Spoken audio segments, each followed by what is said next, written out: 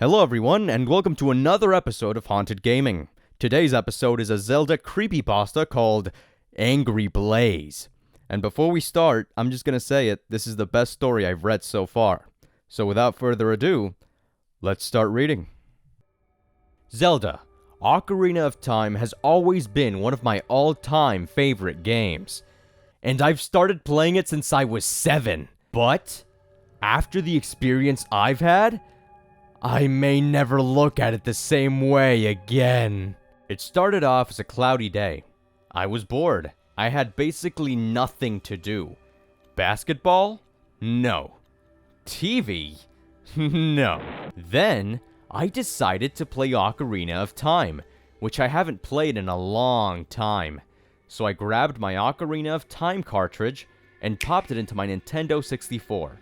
I started playing, and everything was perfectly fine. I decided to revisit the Fire Temple, just to relive my childhood. So I went there. Things were perfectly fine, until I decided to do a cool trick on a fire keys. I pulled out my Megaton hammer, and as the fire keys approached, I was ready.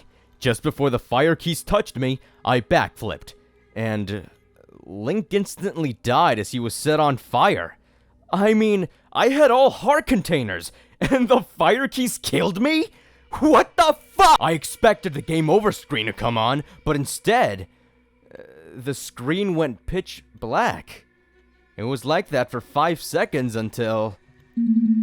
Link, do you know how it feels? I was shocked. The game had never said that before. The game couldn't have. Then, I was transported to Kakariko Village on fire. Let's play a game, shall we? What game? I thought. Was it to not touch the fire? I thought that and use Nehru's love. I wanted to go back to Death Mountain, to just go back to the freaking Fire Temple. I ran carefully, trying not to touch the fire. Suddenly, fire appeared on Link, and the screen went pitch black yet again. Link. Then, I was in a pitch black hallway, and I was young Link, with no items, sword, shield, equipment whatsoever. I made Link run through the deep dark hallway, and it seemed to go on forever. But one thing that I noticed was that as I ran through the hallway, I could see a dark purple orb, like some weird soul looking for help. As I got closer and closer, the orb became much more clearer. You're getting closer. I knew the orb said that, and the orb appeared to be the form of Blaze the Cat from Sonic! When I finally got to the orb, the screen went pitch black yet again, this time for 15 seconds, before I saw the most disturbing sight. It was a ghoulish version of Blaze, and she didn't seem to look very pretty anymore. Her whole face was especially disturbing too. She was indeed angry, like I did something wrong, and she was staring straight into my soul. Though her face wasn't facing towards me, fire was surrounding her, and her nose was so realistic. It was like staring at a puma. You could also see whisker dots nearby her nose. And did you see the veins in her neck? Oh God!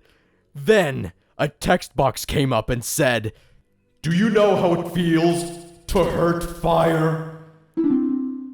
I remembered the fire keys when she said that. I had hurt the fire keys. Now your soul will be taken into my world. The screen went pitch black again. Then it showed Link, his heart pierced out by a wooden pole, and his eyes were bleeding. Despite the fact that you couldn't see it, I could tell, because I saw blood dripping away from the pole. The Dodongo's Cavern theme was playing as I saw this dreadful sight. The screen went pitch black for the final time, and the freaking theme was still playing. I ejected the cartridge and put it back in. I turned it on, but still pitch black. I ejected it again, this time blowing into the cartridge, and put it back in again. Turned it on, and still pitch black. Then I realized the game had broken all because of that hideous monster. I cried, mourning for my game for what seemed like forever. Then, Hello. it was a female whisper, and I looked behind to see that hideous version of Blaze, and she was growling. I was shocked out of my wits! Are you fucking serious? Are you fucking serious?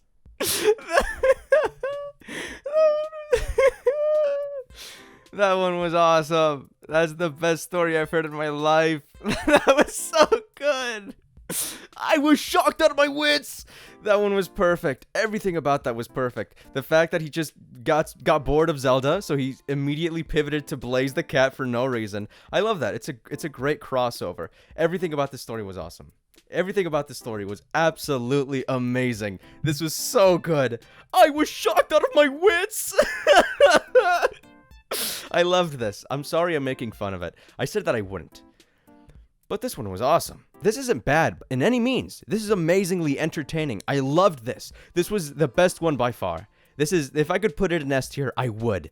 But it's not scary, and I'm waiting for an actual scary story for S. But this story is everything that I want out of a story that is not scary, but is still entertaining. It's the perfect length. It's extremely creative, and it's funny. And fun to read through. Never in this story did I want to stop reading, because I loved the way this story was going. And because of that, it's going at the top of A tier. I don't think anything is ever going to top this one. Maybe, but I don't think so. This was amazing, and nothing that I can say will do it justice. So that's pretty much all I have to say about that one. Oh, yeah.